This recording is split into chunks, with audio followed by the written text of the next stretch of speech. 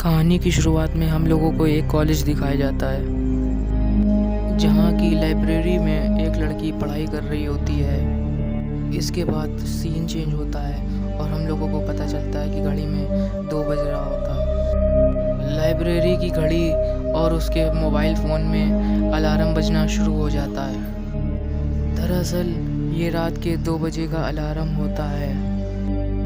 रात के 2 बजे का अलार्म सुन के वो लड़की घबरा सी जाती है। अचानक हवा चलने लगती है पीछे से, जिससे उसके सारे बाल उड़ते हैं और ये सब देखकर वो घबरा सी जाती है। एनीवेज वो फिर से अपनी पढ़ाई में मन लगाना शुरू कर देती है, लेकिन उसके पास रखा लैंप अब ब्लिंक करने लगा था और वो अचानक से ऑफ हो जाता है। एनीवेज जब वो लैंप फिर से ऑन होता है तो हम लोग देखते हैं कि उसके सामने कोई इविल क्रिएचर बैठा होता है और ये सब देखकर वो लड़की और भी ज़्यादा घबरा जाती है। एनीवेज इसके बाद इविल स्पिरिट उसको अपने कब्जे में कर लेती है, जिसके बाद वो सामने रखा स्टेपलर उठाकर अपनी बॉडी पे स्टेपलर करना शुरू कर देती है।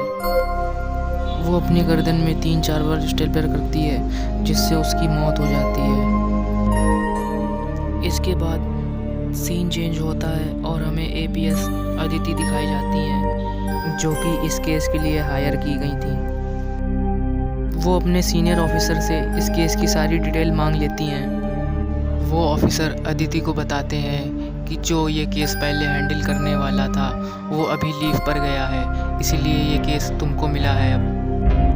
जिस पर अदिति कहती है कि मैं अपनी ड्यूटी बहुत ही अच्छे तरीके से निभाऊंगी, और ये कहकर अदिति फ़ोन काट देती है और उन फ़ोटोज़ को देखना शुरू कर देती है जो उन्होंने भिजवाई थी।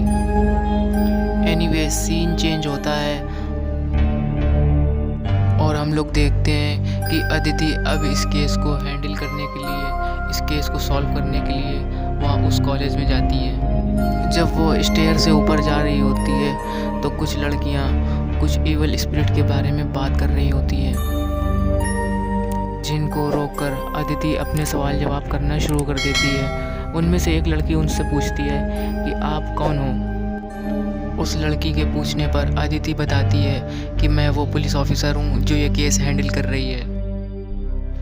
वो लड़कियां अदिति को बताती हैं कि कॉलेज में रात के 2 बजे अलार्म अपने आप बजने चालू हो जाते हैं, जिस बात पर अदिति उनसे कहती है कि ये बात तुम्हें प्रिंसिपल से बतानी चाहिए।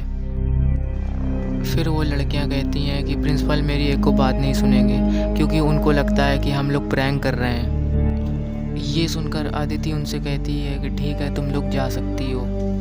इसके अगले सीन में हम लोगों को दिखाया जाता है कि अदिति उस लाइब्रेरी में जा रही होती है जहाँ पर वो सुसाइड केस हुआ था, और जैसे ही वो लाइब्रेरी के पास पहुँचती है दरवाज़ा अपने आप खुल जाता है, और जैसे ही अदिति उसमें एंटर होती है वो लाइब्रेरी का दरवाज़ा अपने आप बंद हो जाता है।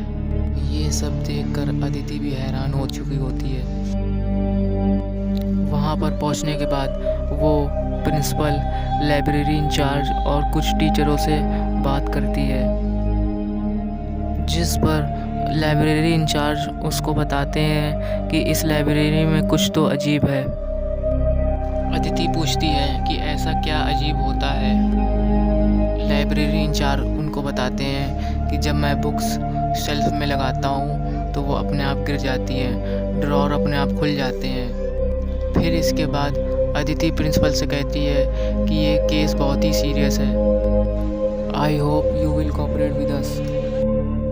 और इसके बाद वो इविल स्पिरिट दिखाई जाती है, जो कि सिर्फ प्रिंसिपल को दिख रही होती है। प्रिंसिपल उसे बहुत ही ध्यान से देख रहा होता है, लेकिन जब अदिति पीछे मुड़ के देखती है तो वहाँ पर कोई नहीं होता। प्रिंसिपल अब अदिति के साथ कोऑपरेट करने के लिए तैयार हो जाता है। वो अदिति से कहता है कि मैं आपके साथ काम करने के लिए तैयार हूँ, लेकिन ध्यान रहे कॉलेज की रेपुटेशन का सवाल है। और इसके बाद अदिति उन लोग को जाने के लिए कह देती है। उन लोगों के जाने के बाद अदिति अपनी इन्वेस्टिगेशन शुरू कर देती है। तभी उसको बुक शेल्फ की तरफ से कुछ आवाज़ आती है। वो वहाँ पर चेक करने के लिए जाती है। जब वो चीज़ें देख रही होती है तब एक बुक शेल्फ से नीचे गिर जाती है, जिसको उठाकर वो देखती है तो उसमें लिखा होता है यस और नो, हाँ या ना। एनीवेज, इसके बाद सीन चेंज होता है। हम लोग देखते हैं कि अदिति वहाँ से बाहर आ चुकी होती है। अदिति का जूनियर उसको रिपोर्ट करता है और बताता है कि जो मर गई है उसके पेरेंट्स आए हैं। तो अदिति कहती है चलो उनके पास। वहाँ जाकर अदिति उनसे कहती है I am sorry for your loss. Aditi उनसे कहती है क्या आपको किसी के ऊपर शक है, जिस पर उसके फादर कहते हैं नहीं। ये सुनकर अदिति उनको दिलासा देकर वहाँ से चली जाती है। रात के अदिति हॉस्टल इंचार्ज से पूछती है कि उन लड़कियों की शिकायत आप कुछ क्यों नहीं सुनती, जिस पर हॉस्टल इंचार्ज बताती हैं कि लड़कियां पेपर्स बचने के लिए प्रैंक करा करती हैं। अदिति उनसे 2 बजे अलार्म वाली बात भी पूछती है, लेकिन हॉस्टल इंचार्ज उन्हें कुछ नहीं बताती। अचानक घड़ी में अलार्म बजना शुरू हो जाता है क्योंकि रात के 2 बज चुके थे। तभी बाहर लड़कियों के चीखने की आवाज़ आती है और सब लोग अपने अपने रूम से बाहर निकलना शुरू हो जाती हैं। हॉस्टल इंचार्ज अदिति को बताती हैं कि इसके बारे में मुझे कुछ नहीं मालूम। इसके बाद अदिति लड़कियों को दिलासा देना शुरू कर देती है। वो उनसे कहती है कि आप लोग अपने कमरे में जाइए, जिसके बाद धीरे धीरे सब लोग अपने कमरे में जाना शुरू कर देते हैं। अदिति अपने जूनियर ऑफिसर से कहती है जाओ कॉलेज का राउंड लगाओ और देखो हर चीज़ ठीक है कि नहीं। और इसके बाद अदिति भी राउंड लगाने चली जाती है। हर जगह चेक करने के बाद वो लाइब्रेरी में भी जाकर चेक करती है, जहाँ पर उसे सारी चीज़ें फाइन लगती हैं और वो वहाँ से वापस आ जाती है। दोस्तों, यहाँ पर हमको दिखाया जाता है कि एक लड़की वहीं पर छुपी होती है, जो कि वहाँ पर रात की स्टडी करने के लिए गई होती है, और ये बात उसने अदिति और न किसी को भी नहीं बताई थी।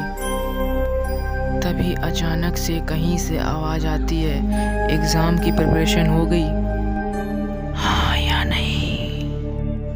ये सुनकर वो घबरा सी जाती है। तभी वहाँ पर वो स्पिरिट आती है जिसने पहले वाली लड़की को मारा होता है, और वो उसे हिप्नोटाइज करके अपने वश में कर लेती है। और उसके पास में जो कंपास रखा होता है वो उससे अपने ऊपर कई वार करती है, जिससे उसकी मृत्यु हो जाती है। सुबह सुबह जब अदिति उसकी बॉडी चेक कर रही होती हैं, तभी सीनियर ऑफिसर का फ़ोन आता है और वो अदिति से कहते हैं कि ये केस जल्दी से सॉल्व करो। और वो ऑफिसर उसको डांटते भी हैं क्योंकि अदिति के वहाँ पे रहते हुए भी एक लड़की का और खून हो चुका था। अदिति उनसे सॉरी बोलकर अपने काम में दोबारा से लग जाती है। वो लोग लाइब्रेरी के सीसीटीवी फुटेज देखने के लिए जाते हैं, जहाँ पर उन्हें ब्लैक शैडो दिख जाती है कैमरे में। ये सब देखकर अदिति बहुत ही हैरान होती है। अगले सीन में दिखाया जाता है कि कॉलेज का प्रिंसिपल उनको छुप छुप के देख रहा होता है। अदिति रिकॉर्ड में देखती है कि पहले भी लोग शिकार हो चुके हैं। अदिति का जूनियर बताता है कि उनमें से एक लड़की बच गई थी, जो कि अभी असाइलम में है क्योंकि वो पागल हो चुकी है। और ये सब सुनकर अदिति उससे बात करने के लिए असाइलम चली जाती है। वहाँ के डॉक्टर उन्हें बताते हैं कि पेशेंट को ज़्यादा स्ट्रेस मत दीजिएगा। अदिति कहती है ओके, मैं ज़्यादा स्ट्रेस नहीं दूंगी। और इसके बाद अदिति उस लड़की के पास जाती है जो कि उस हमले का शिकार हो चुकी थी। वो उससे पहला सवाल पूछती है क्या तुम्हारी लास्ट एग्ज़ाम प्रिपरेशन हो गई, यस और नो। और ये बात सुनकर वो लड़की अजीब सा बिहेव करने लगती है और अदिति के सवालों के जवाब उसको नहीं मिलते। अदिति रात के वहीं उसी लाइब्रेरी में जाकर बैठती है और बुक पढ़ती है। तभी अचानक उस ऑफिसर का फ़ोन आता है जिसको ये केस पहले मिल रहा था। अदिति उससे पूरा केस डिस्कस करती है। तभी अचानक लाइब्रेरी की सेल्फ की तरफ से आवाज़ें आती हैं। अदिति वहाँ पर जाकर चेक करती है तो वहाँ पर कोई नहीं होता।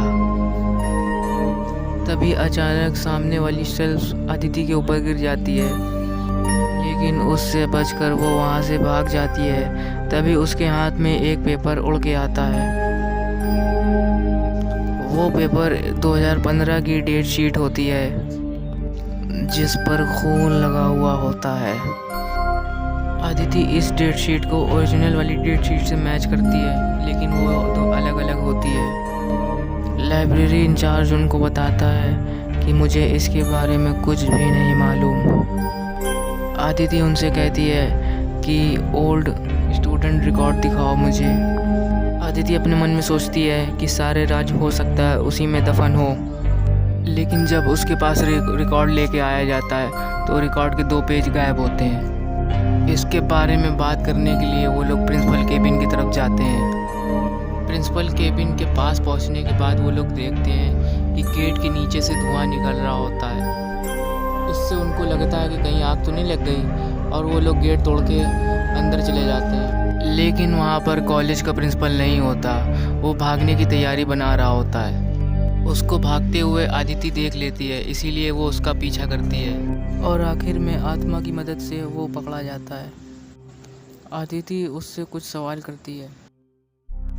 तभी वहाँ पर एक लड़की आ जाती है और वो अदिति से कहती है, अदिति मैम, मैं आपसे बात करना चाहती हूँ। अदिति उसकी बात सुनने उसके पास जाती हैं। वो लड़की उसको बताती है कि केमिस्ट्री का पेपर लीक कर दिया गया था, और वो अपने लैपटॉप में उसकी डिटेल भी उसको दिखाती है। लेकिन तभी अचानक वहाँ से प्रिंसिपल गायब हो जाता है। उसकी चीखने की आवाज़ सेल्फ की तरफ से आ रही होती है। जब वो लोग वहाँ जाते हैं तो वो लोग देखते हैं कि प्रिंसिपल अब मर चुका है। अदिति को कुछ दीवार में सामने लिखा हुआ दिखता है। दरअसल वो इविल स्पिरिट उन लोगों को कुछ बताने की कोशिश कर रही होती है। दरअसल वो बताती है अपने पुराने दोस्त के बारे में जो कि टॉप करके पास आउट हो चुकी थी। अदिति उसे कॉलेज में बुला लेती हैं, लेकिन वो कार से बाहर नहीं निकलती। अदिति कार में बैठने के बाद उससे कुछ सवाल करती हैं। वो उससे पूछती हैं कि हाइड्रोजन का एटॉमिक नंबर क्या होता है, लेकिन वो नहीं बता पाती। वो उससे फिर पूछती हैं कि सन में कौन कौन सी गैसेस पाई जाती हैं, लेकिन वो नहीं बता पाती। और हालांकि ये केमिस्ट्री के बेसिक क्वेश्चन होते हैं, लेकिन वो नहीं बता पाती। इससे ये एक बात तो क्लियर हो जाती है कि वो एवरेज स्टूडेंट थी और उसने धोखाधड़ी करके टॉप किया था। अदिति उससे सवाल जवाब करने के लिए उसको उसी लाइब्रेरी में ले जाती हैं जहाँ पर वो बताती है रिया के बारे में। वो बताती है कि रिया मुझे बहुत ही अच्छा दोस्त मानती थी, लेकिन मैं उसे अपना दोस्त नहीं मानती थी क्योंकि मैं उससे जलती थी। क्योंकि मुझे जो है टॉप करना था। वो हमेशा मुझसे आगे थी और मैं थी एवरेज स्टूडेंट, इसीलिए मैंने उसको धोखे से अपने जाल में फंसाया और उसको गलत डेट शीट दे दी, जिसके कारण उसका केमिस्ट्री का पेपर छूट गया और वो टॉप करने से रह गई। ये सदमा वो बर्दाश्त नहीं कर पाई, इसीलिए उसने सुसाइड कर ली। ये सब सुनकर अदिति उससे कहती है, यू आर अंडर अरेस्ट। तभी वहाँ पर रिया की आत्मा आ जाती है। वो उस लड़की को मारकर अपनी मौत का बदला लेना चाहती है, लेकिन रिया उसको हिप्नोटाइज करके अपने वश में कर लेती है और उसको फंदे में लटकाकर फांसी देना चाहती है। रिया अपनी मौत का बदला लेना चाहती है, लेकिन अदिति उसको कन्विंस कर रही होती हैं कि ये सब गलत है, ये सब कानून के हाथ में है, इसको छोड़ दो, उसको जाने दो। लेकिन रिया उनकी एक भी नहीं सुनती। जब अदिति उस लड़की को बचाने के लिए जा रही होती हैं तो उसके रास्ते में कई सारे ऑब्जेक्ट आ जाते हैं, जिससे कि अदिति उस लड़की को नहीं बचा पाती और वो मर जाती है। बदला पूरा हो जाने के बाद वो आत्मा भी गायब हो जाती है। तो दोस्तों बस इसी के साथ ये कहानी यहीं पे ख़त्म हो जाती है। वीडियो पसंद आने की सूरत में वीडियो को लाइक करें और चैनल को सब्सक्राइब करके बेल